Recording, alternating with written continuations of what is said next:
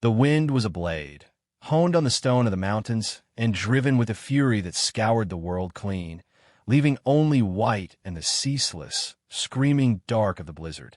It tore at Micah's cabin, a relentless siege that rattled the single window pane and forced slivers of ice through the chinks in the doorframe. He was a man carved from the same timber and stone as his dwelling, solitary by nature and by necessity, his life measured in chopped wood and the slow simmer of a pot over the fire.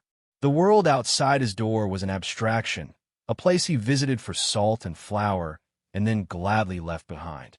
But tonight, the world was forcing its way in. It was a sound, nearly lost beneath the howl of the storm, that had drawn him out. A sound that did not belong, a thin, desperate cry, like a lamb caught in a thorn thicket. He'd pulled on his heaviest coat, wrapped a scarf over the lower half of his face, and lit the lantern. The light was a feeble globe, swallowed by the swirling chaos just a few feet from his boots. He followed the sound, leaning into the wind, his feet sinking deep into the new drifts. He expected a lost calf, perhaps a coyote caught in one of his perimeter traps. He did not expect to find a woman. She was a heap of dark wool and desperation at the base of a great pine, a human drift half buried in the snow. Her face, when he brushed the ice from it, was a bloodless mask, her lips tinged with a frightening blue. And huddled around her, tucked beneath her threadbare cloak like chicks under a hen, were children. 1, 2. He counted 5 small forms, barely breathing, their faces pale and still. A wave of something cold and sharp, colder than the wind, pierced through him. It was the stark, immediate knowledge of death. They were on its very edge, teetering over the precipice. He did not hesitate. The time for thought was a luxury the storm had stolen. He worked with a grim, practiced efficiency. He gathered the smallest child first, a little girl whose hair was matted with ice, and carried her inside, placing her on the rag rug before the hearth. Then the next and the next. They were terrifyingly light, bundles of bone and cold fabric. He retrieved the woman last. She was a dead weight. Her consciousness fled. As he lifted her, her head lolled back. In the lantern light, he saw the stark lines of exhaustion and fear etched into her features, even in unconsciousness. He carried her across the threshold of his solitary life and laid her gently beside her children. The storm raged outside, but inside the small cabin, a profound and terrible silence had fallen, broken only by the crackle of the fire and the shallow, uncertain breaths of 7 people where, an hour before, there had been only one. He stoked the flames, the heat pushing back the bitter cold, and looked at the family strewn before his fire, their lives now a fragile weight in his hands. The solitude he had so carefully cultivated had been shattered, and in its place was a responsibility so immense it felt like a physical pressure in his chest, a fear deeper and more unnerving than any winter storm. Tala awoke to the scent of wood smoke and unfamiliar warmth. It was a slow, creeping consciousness, a return from a place of profound cold and silence. For a moment, she did not remember. There was only the rough texture of wool beneath her cheek and a steady heat that seemed to seep into her very bones. Then, memory returned in a sickening rush, the failing light, the endless, blinding snow, the children's cries fading into whimpers and then into a terrifying quiet. Her eyes flew open. She was on a floor, a coarse blanket covering her, and before her, a stone hearth blazed with a fire so bright it made her ache. Her children, panic, sharp and metallic, flooded her throat. She pushed herself up on one elbow, her body screaming in protest, every muscle a frozen, painful knot. They were there, all 5 of them, arranged like fallen sparrows on a rug near the flames, tucked under heavy blankets. Alara, the oldest, her dark hair fanned out against a folded coat. The twins, Kale and Soren, curled together as they always were. Little Lyra, her thumb near her mouth even in sleep. And baby Zev, so small, wrapped in what looked like a man's flannel shirt. They were breathing. She watched the minute rise and fall of their chests, a rhythm that was the only music in the world.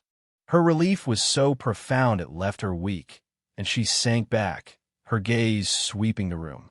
It was a single, small space, the walls made of rough-hewn logs chinked with mud. A sturdy table and 2 chairs stood in one corner, a narrow cot in another. Shelves holding tins and sacks of flour lined one wall. An axe, its blade clean and sharp, leaned near the door. It was a man's space, stark and functional, yet now it was filled with the fragile chaos of her family. And then she saw him. He was sitting in one of the chairs, his back to her, mending a small leather boot by the light of the fire. He was broad-shouldered, his hair dark and long, tied back at the nape of his neck. He worked with a quiet, focused intensity, his hands sure and steady. He was a stranger, the man who had pulled them from the white maw of the storm. Fear, a different kind now, prickled at her skin. She was in his home, utterly at his mercy. She had nothing. No husband, no money, no protection save the fierce, desperate love she held for her children. What would a man like this, a man who lived alone in the heart of a winter wilderness, want with them? He must have sensed her gaze, for he stopped his work and slowly turned his head. His eyes met hers across the room. They were dark, set in a face weathered by sun and wind. There was no menace in them, but no softness either. It was a look of calm, weary assessment. He held her gaze for a long moment, a silent conversation passing between them. In his eyes, she saw not a predator, but a reflection of the same harsh landscape that had nearly claimed her, unforgiving but solid, real.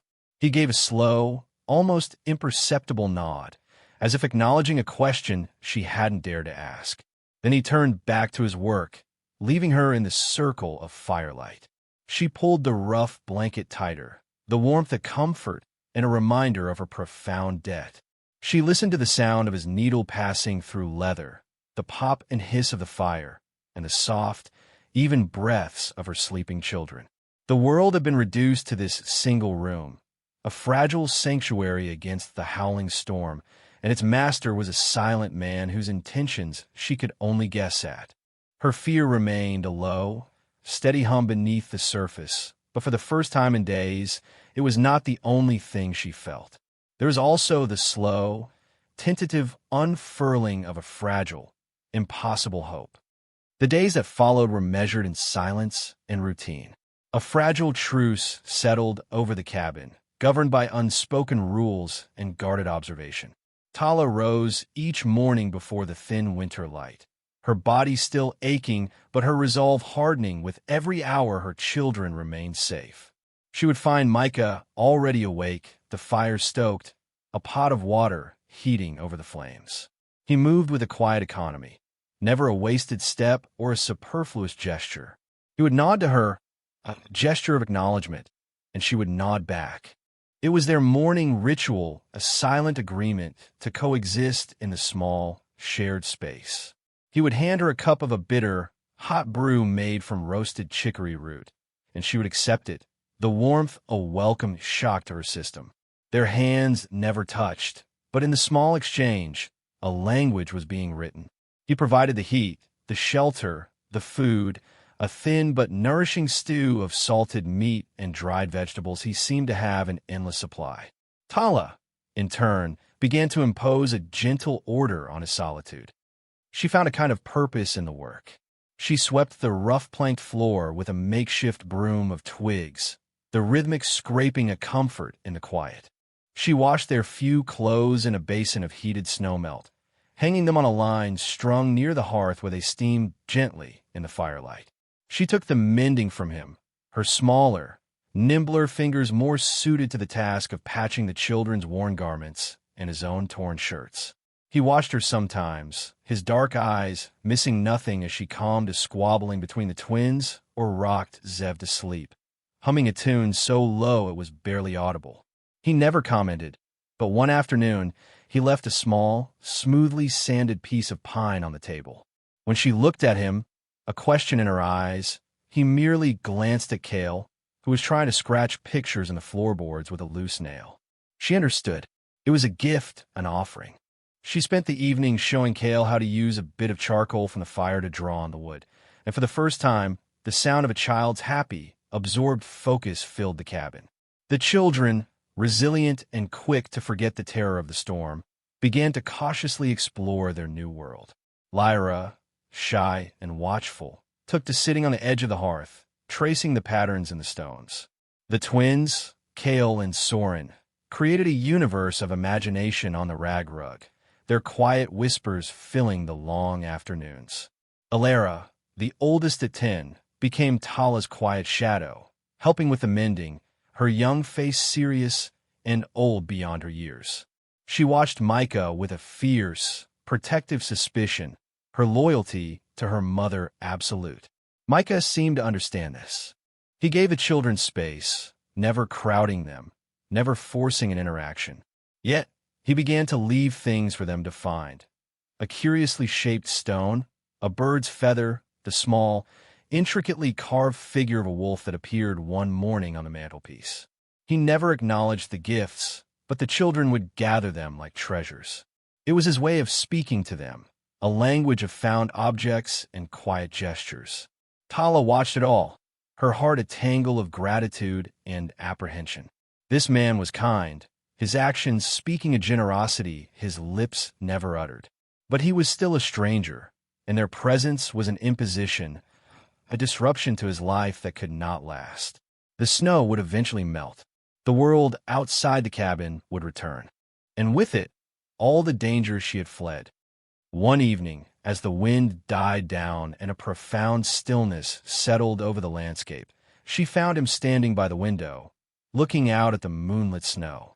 The pale light cast his face in silver and shadow, deepening the lines of solitude around his eyes.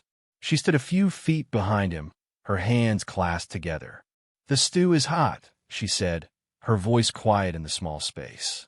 He didn't turn, but she knew he heard her. "It's good," he said, his own voice a low rumble.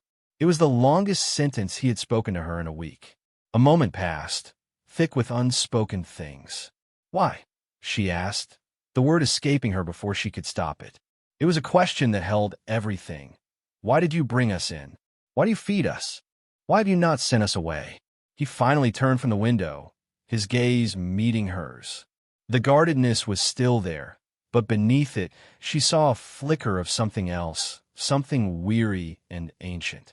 "No one should die in the snow," he said simply. The words were plain, unadorned, but they held the weight of a complex moral code, a law of the wilderness that was more binding than any written by man. He had done it because it was the right thing to do. In the harsh, unforgiving world they inhabited, that simple fact was a revelation, a small, solid piece of ground in the shifting landscape of her fear. She nodded, accepting his reason as she had accepted his food and his fire. It was enough. For now, it was everything. A fragile sense of normalcy began to weave itself into the fabric of their days. The children's initial fear of the silent, watchful man slowly dissolved, replaced by a cautious curiosity. It was Lyra who broke the silent accord first. She had been watching Micah sharpen his axe, her small face a mask of concentration as he ran the whetstone along the blade with a practiced, rhythmic rasp. When he was done, he set the axe aside and began to mend a strap on his snowshoes, his large hands surprisingly deft. Lyra toddled over, her steps uncertain, and held up her own treasure, a small, gray stone, worn smooth by a long-forgotten river. She held it out to him, her expression solemn.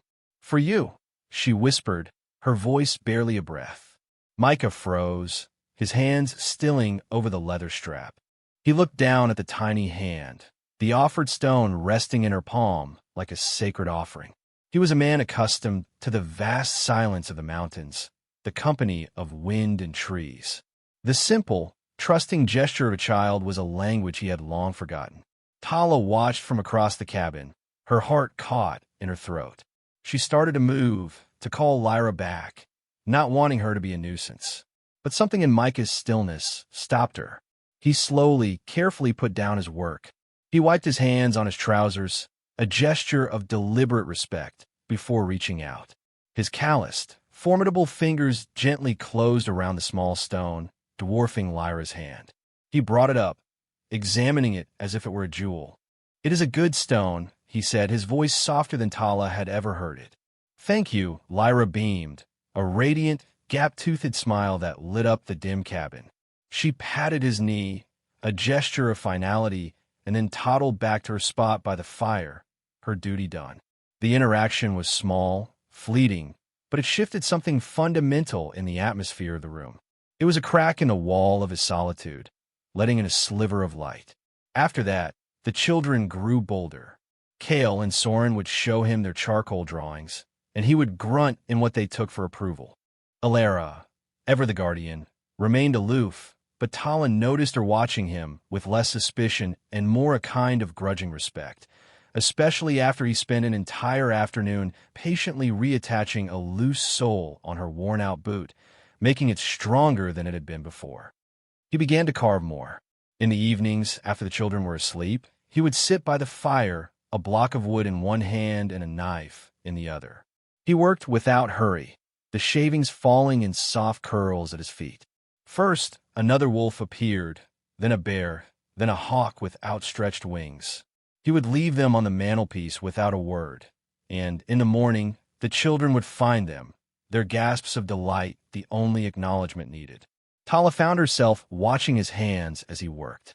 They were hands that could fell a tree or skin a deer, yet they moved with a surprising grace, coaxing life from the dead wood. She was seeing the man now, not just the rescuer or the provider. She saw the patience in the slow turn of the wood, the care in the precise cut of the knife. She saw a deep-seated gentleness that he guarded as fiercely as his solitude. This quiet artistry revealed more of his soul than any words he might have spoken. He was a man who communicated through action, through creation, through the solid, tangible things he could put into the world. He built fires, he mended leather, he carved wools from pine. These were his sentences, his paragraphs, his stories, and she was beginning to learn how to read them. The thaw began, not in the world outside where the snow still lay in deep, formidable drifts, but inside the four walls of the cabin. It came in the form of a shared smile when Zev took his first wobbly steps, his hands grasping Micah's offered finger for balance. It came in the easy silence that now settled between them in the evenings, no longer fraught with tension, but comfortable, companionable. One night, a fever took hold of Soren. He tossed and turned, his skin burning hot, his whimpers cutting through the quiet of the cabin. Tala was frantic, wiping his brow with cool cloths, trying to coax him to drink water. She felt the old, familiar terror rising, the helplessness of a mother facing an illness she could not fight. Micah was a steady presence at her side. He left the cabin and returned with a handful of willow bark, which he steeped in hot water. "Let him drink this," he instructed, his voice calm and certain. "It will bring the fever down." She did as he said, spooning the bitter tea into Soren's mouth. All through the long night, they kept vigil together, two silent figures united in a common purpose. He kept the fire blazing, and she kept the cool cloth on the boy's forehead. Towards dawn, the fever broke. Soren's breathing eased, and he fell into a deep, peaceful sleep. Tala sagged with relief, exhaustion washing over her. She looked at Micah across the small, sleeping form of her son. The firelight flickered in his dark eyes. "Thank you," she whispered, the words carrying the immense weight of the night. He simply nodded, his gaze lingering on her for a moment longer than usual. In that shared, weary glance, a bond was forged, stronger than any words, tempered in the heat of a child's fever and the quiet intimacy of a sleepless night. The stores were dwindling. The sack of flour was nearly empty, and the salted meat was running low. For weeks, the cabin had been their entire world, a self-contained universe sealed off by the snow. But the world was larger than four walls, and its demands were inexorable. Micah knew he had to go to town. The settlement was a full day's journey, even in good weather. The prospect of it settled a new kind of tension in the small room. It wasn't the journey itself that worried him. It was the questions he would face. He was a man known for his solitude. His sudden need for supplies enough to feed 6 extra mouths would not go unnoticed. News traveled fast in these isolated parts. carried on whispers and suspicion. Tala sensed his disquiet. She watched him check his snowshoes for wear, watched him pack a small satchel with jerky and a waterskin. The silence in the cabin was different now, heavy with unspoken anxieties. His departure would leave them vulnerable, alone in this vast wilderness. But more than that, she dreaded the world he was going to, the world that had cast her out. "I will be back in 2 days," he said the morning he was to leave. It was a promise. He stood by the door, his heavy coat on, the cold air already swirling around his boots. The children were quiet, watching him with wide, uncertain eyes. Alara stood protectively in front of the younger ones, her small jaw set. Tala walked to the door, pulling her thin shawl tighter around her shoulders. She met his gaze, and for the first time, she allowed her fear to show in her eyes. It was a silent plea. "Be careful. Come back." He seemed to understand. His expression softened almost imperceptibly. He reached into his coat and pulled out his hunting knife, the one with the handle he'd carved from deer antler. It was his most essential tool, an extension of his own hand. He held it out to her, hilt first. "Keep the door barred," he said. "Use this if you have to." The weight of the knife in her hand was cold, solid, and terrifying. It was an acknowledgment of the dangers that lurked beyond the safety of the cabin, but it was also an act of profound trust. He was leaving her to protect his home, his sanctuary. He was leaving her to protect her children. She closed her fingers around the smooth, worn handle. "We will be here," she said, her voice steady. He gave a single, sharp nod, then turned and stepped out into the blinding white. She watched him walk away, his figure growing smaller and smaller against the vast, indifferent snowscape until he was just a dark speck, swallowed by the horizon. She closed the door, the sound echoing in the sudden emptiness of the cabin, and slid the heavy wooden bar into place. The knife felt heavy in her hand, a cold promise of the world's judgment. The journey to town was a long, cold meditation. With every step, Micah felt the familiar peace of the wilderness being eroded by the dread of human complication. The silence of the forest was clean. The silence of suspicious men was not. He arrived as dusk was painting the sky in shades of bruised purple and gray. The town of Redemption was little more than a single muddy street lined with false-fronted buildings, a last outpost of civilization clinging to the edge of the wild. Smoke plumed from chimneys, and the windows of the saloon cast a jaundiced glow onto the snow.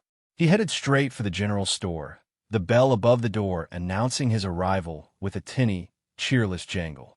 Silas Croft, the proprietor, looked up from behind his counter. He was a thin man with a face like a sour apple, his eyes missing nothing. "Micah," he said, his tone a mixture of surprise and curiosity. "Storm must have finally broken. Figured you'd be holed up till spring." Micah nodded, handing Silas's list. "Need supplies." Silas scanned the paper, his eyebrows climbing his forehead. 5 sacks of flour, 10 pounds of salt pork, beans, sugar, coffee. "This is more than you take for a whole winter." "Micah." The question was unspoken, but hung in the air, thick as molasses. Micah met his gaze without flinching. Got guessed the lie was simple, deliberately vague. But it was a seed of curiosity planted in fertile ground. As Silas began to measure out the goods, 2 other men who had been lingering by the pot-bellied stove drifted closer. Their interest piqued. They were trappers, their faces grizzled, their eyes narrowed with the perpetual suspicion of men who competed for a living. "Guests?" One of them, a man named Jeb, drawled. "Didn't see no one pass this way for the big snow. Who'd be crazy enough to be out in that?" Micah continued to pack the sacks, his movements deliberate. "Found them," he said, his voice flat, offering nothing more. But it was too much. "Found them," Silas repeated, his voice sharpening. "Who?" "A woman." The question landed like a stone. In this world, a lone woman, especially one appearing from nowhere, was a source of endless, often cruel, speculation. Micah's jaw tightened. He could feel their eyes on him, probing, imagining. He knew what they were thinking. He was a man who lived apart, a man some thought strange. Their minds would fill in the gaps with the ugliest possibilities. A woman and her children, Micah said, his voice low and hard, a clear warning. The air in the store crackled. The men exchanged a look. A woman with 5 children and no husband was not just a curiosity. She was a scandal, a problem. Her husband with her? Jeb asked, a smirk playing on his lips. No, Micah said. The single word condemned her in their eyes. He could see the judgment solidifying on their faces. She was a fallen woman, a burden, perhaps worse. He finished loading the last of the supplies onto his small sled, the silence in the store now thick and hostile. He paid Silas, the clink of the coins on the counter unnaturally loud. As he turned to leave, Silas spoke again, his voice carrying a sanctimonious edge. You be careful, Micah. Taking in strays is one thing, but that kind of trouble, it tend to stick to a man. Micah stopped at the door, his back to them. He did not turn around. She's under my protection, he said, the words as cold and hard as river ice. Her and the children. Anyone bothers them, they answer to me. He didn't wait for a response. He pushed the door open and walked out into the frigid night, the bell clanging mockingly behind him. He pulled the sled into the darkness. The weight of the supplies nothing compared to the weight of the town's contempt. He had drawn a line in the snow, not just for himself, but for Tala and her children. He had made them his responsibility, not just in the privacy of his cabin, a matter of conscience, but here, in the world of men, a matter of honor. The journey home would be against the wind, in more ways than one. Micah's return was a silent storm. He arrived late the next day, a figure of exhaustion and grim purpose against the setting sun. Tala saw him from the window, and a relief so potent it made her dizzy washed through her. But as he drew closer, she saw the harsh set of his jaw, the deep lines of weariness around his eyes that had not been there when he left. This was more than the fatigue of a long journey. He had carried something back with him from the town, something heavy and foul that clung to him like the cold. He said little as he unloaded the supplies, his movements sharp and economical. The children, sensing the change in him, remained quiet, watching from the relative safety of the hearth. Alara positioned herself squarely in front of her siblings, a tiny, defiant sentinel. Tala helped him, their hands brushing as they stacked the sacks of flour. His skin was cold as stone. She knew, with a certainty that settled like a dread in her stomach, that he had faced the judgment she had been fleeing. That evening, after a sparse meal eaten in near total silence, the children finally asleep, the tension in the cabin became unbearable. The fire crackled, casting long, dancing shadows that seemed to mock the stillness. Tala sat at the table, her hands clasped tightly in her lap, the borrowed knife lying before her. Micah stood by the hearth, staring into the flames, his back a rigid wall of silence. She had to break it. She had to know. What happened in the town? She asked, her voice quiet but firm. He did not turn. For a long moment, she thought he would not answer. The only sound was the hiss of burning pine. They asked questions, he said finally, his voice a low rumble, devoid of emotion. But she could hear the effort it took to keep it so. About me, she stated. It was not a question. He gave a slight, sharp nod. And the children, she closed her eyes, a wave of shame and familiar fear washing over her. She knew the questions they would have asked. She had heard them before, in other towns from other faces. Whose children are they? Where is your husband? What kind of woman travels alone with so many? The words were like stones, thrown by righteous hands. I am sorry, she whispered, her voice thick. I have brought you trouble. He turned then, his face half hidden in shadow, the firelight catching the sharp planes of his cheekbones. His expression was unreadable, but his eyes held an intensity that pinned her in place. The trouble is theirs, he said, his voice hard. Their small minds and their smaller hearts. He walked from the hearth to the table and sat in the chair opposite her. The small wooden table was a world between them. He looked at her, truly looked at her, and she felt stripped bare, her history of loss and flight laid open for his inspection. She did not look away. She owed him her honesty, as she owed him her life. They will not leave it be, she said, her voice gaining strength. They will talk. They may come here, he nodded slowly. They might. The simple affirmation was terrifying. The cabin, their sanctuary, was no longer safe. The world was pressing in, its cruel curiosity a palpable threat. We cannot stay, she said, the words tasting like ash. As soon as the path is clear, I will take the children and we will leave. We will not be a burden on you any longer. A vision of the road flashed in her mind. The endless walking, the hunger, the fear. But it was better than bringing ruin upon this man who had shown them nothing but kindness. Micah reached across the table, his hand covering hers. His touch was not gentle. It was firm, grounding, a shock of warmth against her cold skin. It was the first time he had willingly touched her. No, he said, his voice low and absolute. She looked up, startled, her gaze locking with his. The firelight flickered in the dark depths of his eyes. You are not leaving. The words hung in the air, a declaration that defied all logic, all reason. He was choosing this. He was choosing to stand with them against the judgment of the world. The sheer, unexpected force of his loyalty stunned her into silence. The path he was choosing was difficult and dangerous, and he was choosing it for them. For her. In that moment, the debt she owed him shifted, transformed from a burden of gratitude into a bond of shared fate. They were no longer a rescuer and his rescued. They were two people sitting across a rough-hewn table in a small cabin, with the world massed against them, and he was not letting go of her hand. The proposition, when it came, was not born of romance. It was a thing of stone and timber, a structure of necessity built to withstand a siege. A few nights after his return from town, as the wind howled a mournful tune around the eaves of the cabin, Micah laid out the truth of their situation with the same stark pragmatism he used to split wood. The talk in town won't die down, he said, his gaze fixed on the fire. He was not looking at her, but his words were aimed directly at her heart. A woman alone with children, they see it as a loose thread. They'll keep pulling at it until everything unravels. Tala sat on a low stool, mending one of Kale's shirts, her needle pausing mid-stitch. She knew he was right. She had seen that look in the eyes of pious women and suspicious men before.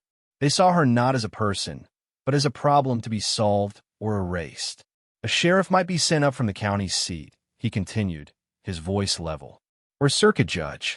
They'll have questions you can't answer without a husband to speak for you. They could take the children. The needle fell from her numb fingers. The thought was a shard of ice in her chest, a terror beyond any blizzard. Her children were the only thing she had left in the world, the 5 beating hearts that gave purpose to her own. The idea of them being torn from her, sent to an orphanage or parceled out to strangers, was a fate worse than the death they had so narrowly escaped in the snow. She looked at their sleeping forms, huddled together on their pallet of blankets, their faces soft and innocent in the firelight. There's a way, he said slowly, measuring each word. A way to silence the questions. A way to give you and the children a name that will protect you. A name they won't dare to challenge. She stared at him, her mind struggling to grasp his meaning. What end could possibly act as such a shield? He held her gaze, his own unwavering. My name, he said. The words fell into the charged silence of the room with the finality of a heavy door swinging shut. My name. She understood. A marriage. A piece of paper. A vow spoken before a man of the law that would bind them together. It was not a proposal of love or affection. It was an offer of alliance, a strategic maneuver in a war she had been losing her entire life. It was the most practical, the most logical, and the most profoundly shocking thing she had ever heard. She thought of her past, of the husband she had loved and lost to a river's fury, of the life that had been stolen from her. She thought of the lonely, desperate road that had led her, half dead, to this man's door. He was offering her not a heart, but a fortress. He was offering her children a father in name, a guardian in practice. He was offering them a life. She looked at him, truly seeing the sacrifice he was proposing. He was a man who had built his life on solitude, who cherished his independence above all else. He was offering to give that up, to chain himself to her and her 5 children, to take on her burdens and face the world's scorn as his own. Why? The question was a silent scream in her mind. Was it pity? Or was it something deeper, something forged in the shared silence, the quiet vigils, the simple, profound act of surviving together? You would do that? She whispered, her voice barely audible. For us. I would, he said without hesitation. His certainty was an anchor in the swirling chaos of her thoughts. It was a choice. Her choice. She could refuse, take her children and run, facing the wolves of the world alone. Or she could accept this strange, solemn pact. She could lash her fate to his. She looked from his stark, honest face to the sleeping faces of her children. The answer was never in doubt. It was etched into their peaceful breaths, into their trusting slumber. For them, she would do anything. Yes, she said, her voice clear and steady. Yes, a single word, sealing their future.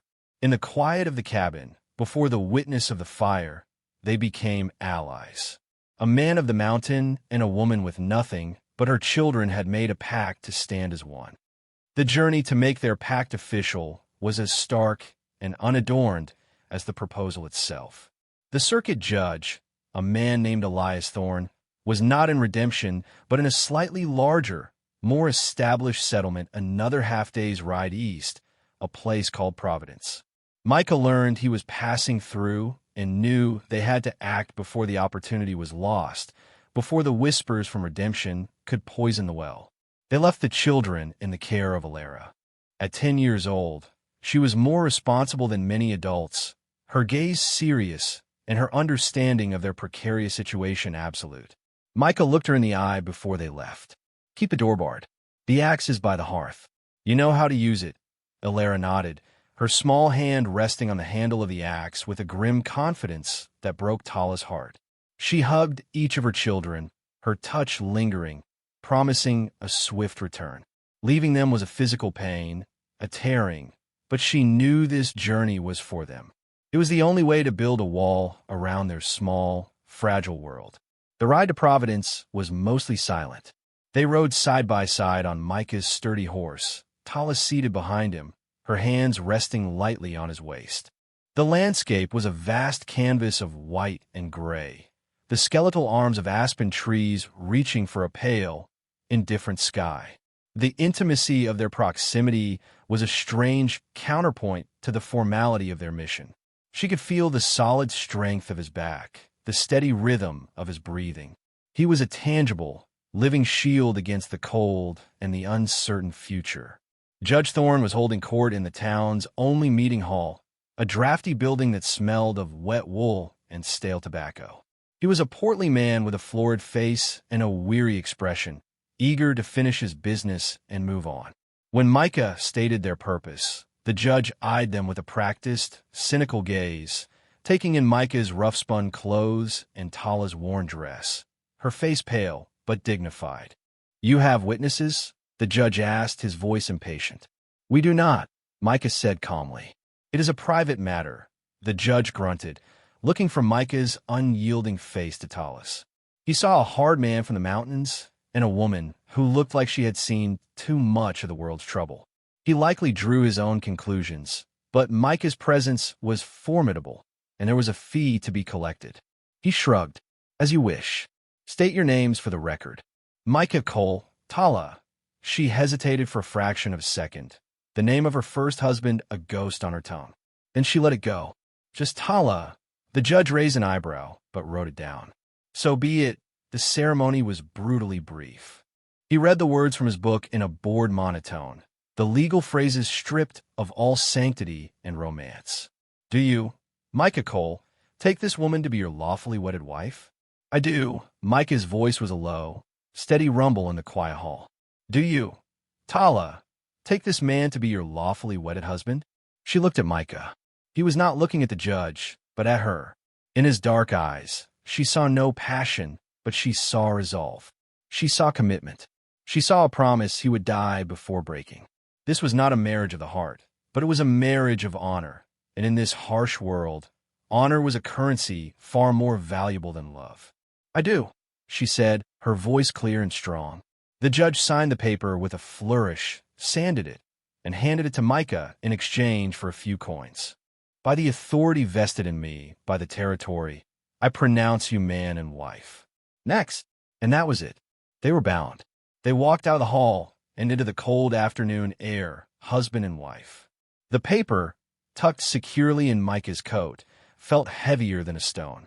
It was a legal fact, a new truth that redefined them both. The ride back to the cabin was as quiet as the ride there, but the silence had changed. It was no longer the silence of strangers. It was the silence of partners, of allies who had just signed a treaty. As the sun began to set, casting long, blue shadows across the snow, their cabin came into view, a thin curl of smoke rising from the chimney, a beacon in the twilight. When they opened the door, 5 small faces turned towards them, filled with anxiety and hope. Alara stood, the axe still resting near the hearth. "Is it done?" she asked, her child's voice holding an adult's gravity. Micah looked at Tala, then back at the children. He knelt, so he was on their level, a gesture of respect that he had never made before. "It's done," he said.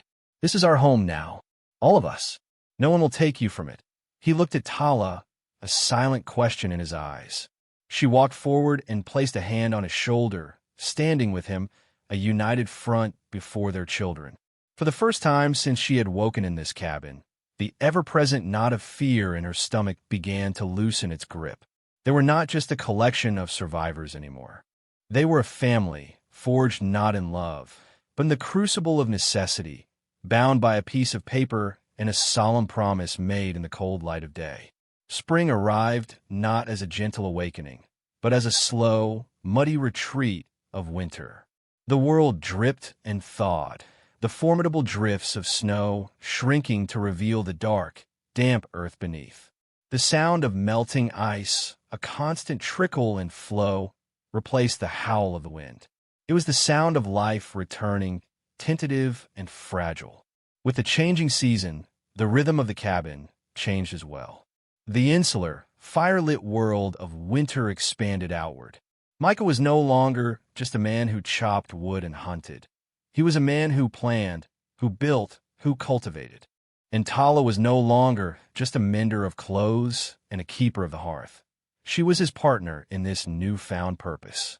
Their marriage, a creature of legal necessity, began to grow roots in the shared soil of their daily lives. It was a union built on the steady accumulation of small, quiet moments.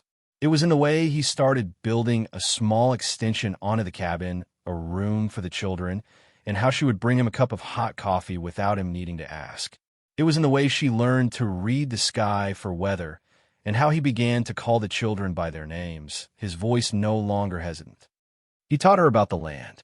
He showed her which spring greens were edible, where the wild onions grew, and how to find the mushrooms that sprouted at the base of decaying logs.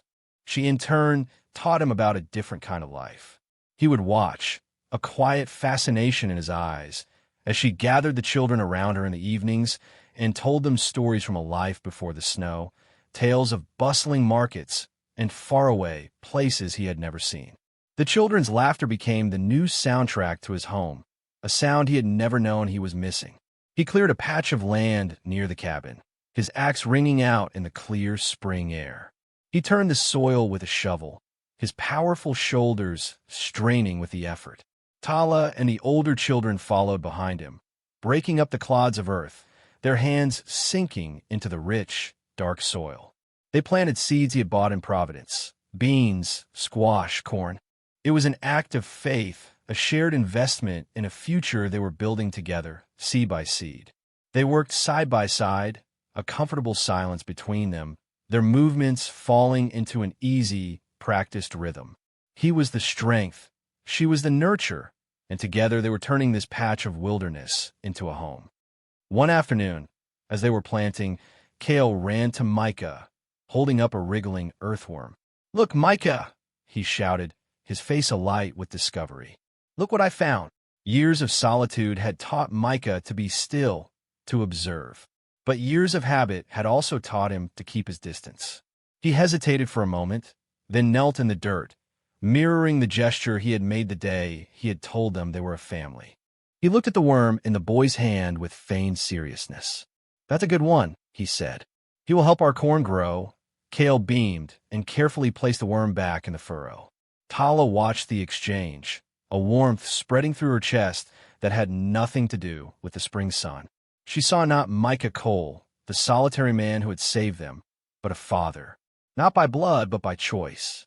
That evening, as she was banking the fire for the night, he came and stood beside her. He held out his hand. Lying in his palm was a small, crudely carved bird, its wings half spread as if just taking flight. It was rougher than his other carvings, made with less patience, yet it felt more personal. "For you," he said, his voice a low murmur. She took it, her fingers brushing his. The wood was warm from his skin. It was not a wolf or a bear, symbols of wild strength. It was a bird, a symbol of hope, of a new beginning. She closed her hand around it, the simple gift a quiet acknowledgement of everything that had passed between them and everything that was yet to come. They stood there for a moment in the dying light, two solitary people who had found an unlikely sanctuary in each other, the silence between them no longer empty, but full of the steady, quiet promise of a life taking root.